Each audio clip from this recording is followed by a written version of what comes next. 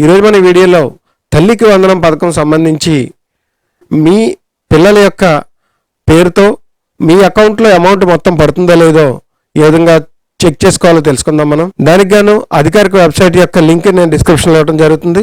దానిపై క్లిక్ చేసినట్టయితే మనకి ఈ విధంగా హోమ్ పేజ్ ఓపెన్ అవుతుంది. ఈ విధంగా స్కీమ్ ఎలిజిబిలిటీ చెక్ ఇక్కడ చూసినట్టయితే స్కీమ్ టైప్ చూసినట్టయితే మనకి ఒక్క తల్లికి వందనంగా కాకుండా అన్ని స్కీములకి కూడా మనం చెక్ చేసుకోవచ్చు. అయితే ఇక్కడ మనం ఇప్పుడు తల్లికి వందనం చెక్ చేస్తున్నాం కనుక మనకి ఇక్కడ ఆధార్ నెంబర్ ఇచ్చి ఇక్కడ తల్లికి వందనం సెలెక్ట్ చేయండి.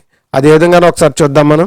ఈ విధంగా ఆధార్ నెంబర్ ఇచ్చి స్కీమ్ టైప్ తల్లికి వందనం అని సెలెక్ట్ చేసి సెలెక్ట్ ఇయర్ 26/27 సెలెక్ట్ చేసి గెట్ డీటెయిల్స్ పై క్లిక్ చేయండి. ఇప్పుడు మనకి ఏదైతే ఆధార్కి లింక్ అయిందో ఆ మొబైల్కి ఓటీపీ వెళ్ళటం జరుగుతుంది. ఇక్కడ ఓటీపీ ఎంటర్ చేసి క్యాప్చా ఇచ్చి వెరిఫై పై మనం సబ్మిట్ చేయాలి.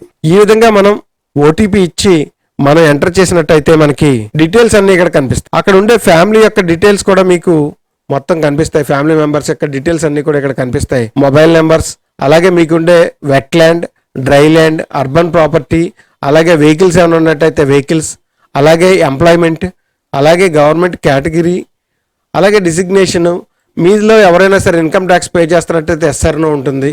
అలాగే ఇక్కడ అన్ని చోట్ల నో ఉండాలి ఇలాగా. అలాగే మా yearly turnover SR no, power units, అలాగే ఈకేవైసీ స్టేటస్ కూడా మనకి ఇక్కడ కనిపిస్తుంది. ఇవన్నీ మేము ఒకసారి చెక్ చేసుకున్న తర్వాత కిందకి స్క్రోల్ చేసుకున్నట్టయితే మనకి మొత్తం డీటెయిల్స్ అన్నీ కూడా ఇక్కడ కనిపిస్తాయి.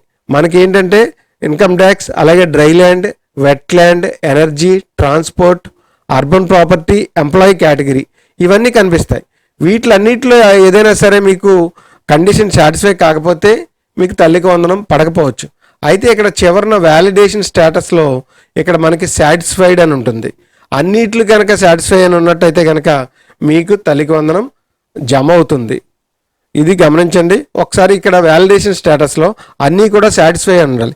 ఏదైనా నో ఉన్నట్టయితే ఇక్కడ పారామీటర్ ఫీల్డ్స్లో మీరు ఒకసారి చెక్ చేసుకుని ఏది ప్రాబ్లం ఉందో ఆ దాంట్లో ఏదైనా మీ యొక్క సచివాలయంలో సంప్రదించి దాన్ని సరిచేయించుకోవాలి.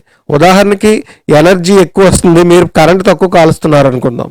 అప్పుడు మీరు దాన్ని మీ మీటరా కాదా నిర్ధారించుకుని సచివాలయంలో సరిచేయించుకోవాలి. అలాగే వెట్ ల్యాండ్ ఏకర్స్ ఎక్కువ ఉన్నట్టయితే 3 ఎకరాల కంటే ఎక్కువ ఉన్నా, అలాగే డ్రై ల్యాండ్ 10 ఎకరాల కంటే ఎక్కువ ఉన్నా కూడా మీరు అనర్హులు అవుతారు.